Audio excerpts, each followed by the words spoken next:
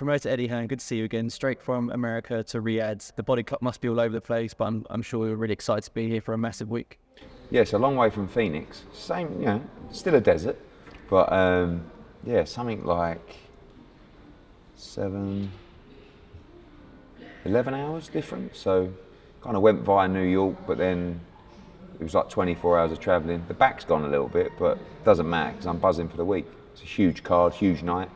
Can't wait to get stuck in today with media, fun and games, fighters, and of course a huge night, particularly for Anthony on Saturday.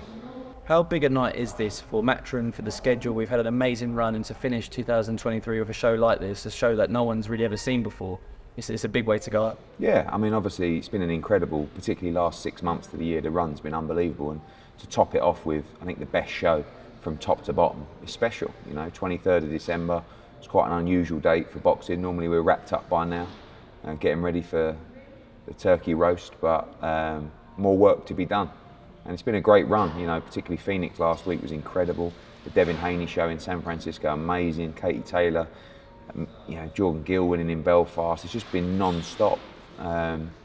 So looking forward to really finishing with an important fight that's going to gear up a lot of big fights for 2024, of course, with Anthony, also with Dmitry Bivol, with Jai Opetaia.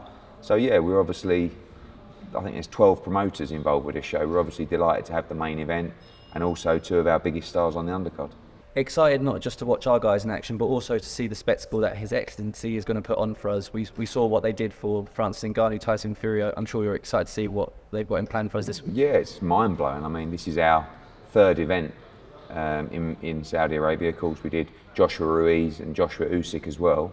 We saw a next-level production for Francis Ngannou against Tyson Fury, and we expect the same on Saturday. The whole thing, is an unbelievable spectacle. And, it's great that the sport of boxing is getting that kind of investment, not just across the card, but you go back to the zombie promo and everything involved. It puts boxing in a great place, gives it that high profile. Obviously the production levels are to another level over here. And, I think everybody excited to be here. You see the fighters getting treated very well all round and they're happy. You see Jarrell Miller's floating hotel to hotel causing aggravation, and a lot of people very excited for this show. Let's start at the top of the card with our man Anthony Joshua. He was in good spirits at the start of the week, but the flick seems to have switched with him yesterday at the Grand Arrivals. Was in no real mood to talk. Is this strictly business for him? I think so, yeah. I mean, I think he posted this morning saying something like the lion in the circus, and there's a lot of heavyweights on this card. And he feels like he's the main one, he's the main guy, and he wants to go out and prove it on Saturday night. I like what I see from him. Everybody likes to psychoanalyse Josh. He's being too nice. Oh, he doesn't seem focused. Oh, he seems angry. Oh, I want him to be angry because that's the kind of performance he needs against Otto Wallin. He's got to be aggressive, he's got to be dominant, he's got to be fearsome. And I expect him to do all those things. I think we're going to get a great performance out of him Saturday. Dangerous fight, tough fight, tricky fight, risky fight. But that's what you want, and I think that's where you're going to get the best of him. A lot of people are already naturally talking about a potential Deontay Wilder fight after this. We've seen what can happen before if you look ahead rather than what's straight in front of you. You said it there that Otto Wallin is a dangerous test. Just how dangerous is this man for Anthony Joshua on Saturday? It's a very dangerous fight. I mean, firstly, it's a southpaw. It's not the elusiveness and the brilliance of Alexander Usyk, but it's a very good, solid, awkward, tricky southpaw. They're all tricky, but he's a stand-up guy, tall. AJ's got experience of boxing him in the amateurs and sparring with him as well. But he's come on a lot. Coming through the Tyson Fury fight, which he could have easily won, beating Gassiev just in his last fight in Russia. It's a guy full of confidence, and you can hear him talking the talk, and I think that's nice to see as well, going into this fight, bringing the spite out of Josh. So, 6 weeks notice against a southpaw is never ideal, but we feel like he's got more than enough to beat him on Saturday. Like you just mentioned there, Otto Wallin has been quite outspoken in the build-up to this fight. It does seem to have brought the fire out of Anthony Joshua. Is that a mistake, do you feel? That's the side that we like to see? No, I think, again, the way people sort of over-analyse AJ, they might think that, he doesn't seem himself, or it's all absolute rubbish. He's trained to the best of his abilities, he's got the game plan in place, he's just got to go out and perform. I want him to have that spot. I don't want him to go into a fight thinking, oh, I'm not really up for it, or this is just another fight. It's not. It's a very important fight. And I think with everything that Otto said, I think AJ would take great pleasure in taking him out on Saturday, and I believe he will. Ben Davison's in the corner for Anthony Joshua this weekend. What do you think that he's going to add to his arsenal on Saturday? Freshness, experience, game plan. Ben's a very, very good technician. You know, him and his team study fights very, very well.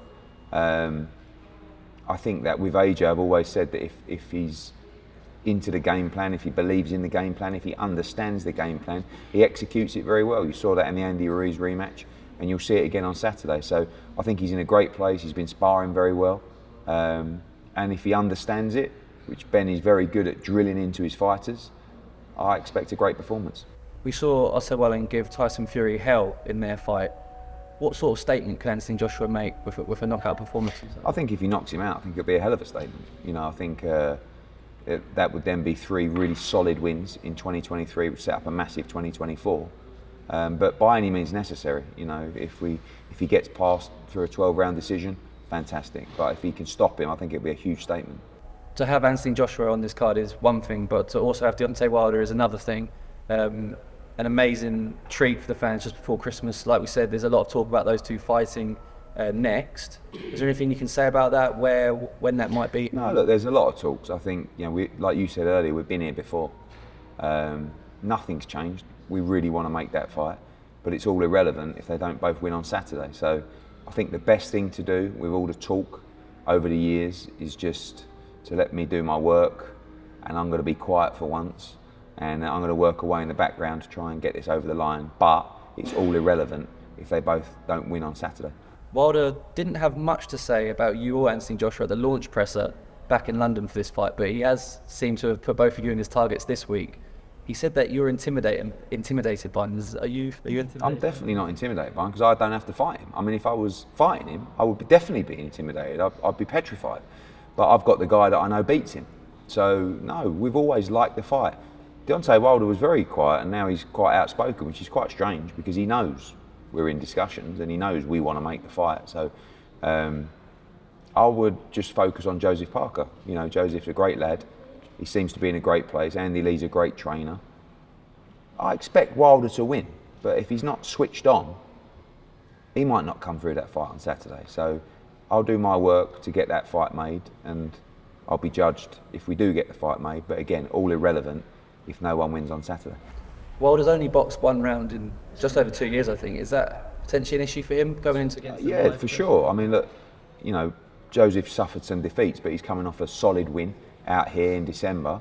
He's active, he's fit, he's confident, and you know, you don't know how Wilder's going to be. If he's going to be rusty, if he's going to be, you know, gun shy. I don't know. He's dangerous. Once he lets his hands go, he can really punch, and if he lands on Parker, he's going to hurt him. But I think if Joseph can get in the fight, I think it'd be really interesting.